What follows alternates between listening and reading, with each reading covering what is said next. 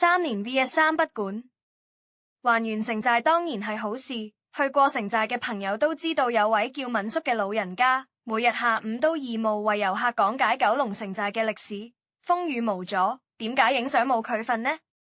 不妨問下城寨嘅實 Q， 幾時有見呢班高官嚟過？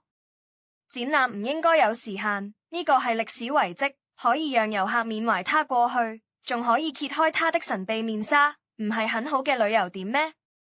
更需要嘅係再加多啲資料元素，活化呢個3不管地帶。何況香港嘅旅遊景點本身就唔多，點解淨係得展覽3年呢？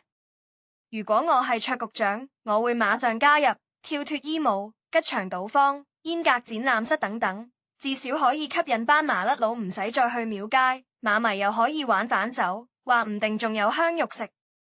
發財埋邊，有飛揸飛，冇飛揸五皮。包保大排長龍，變成全城嘅話題。唔去就真係笨啦。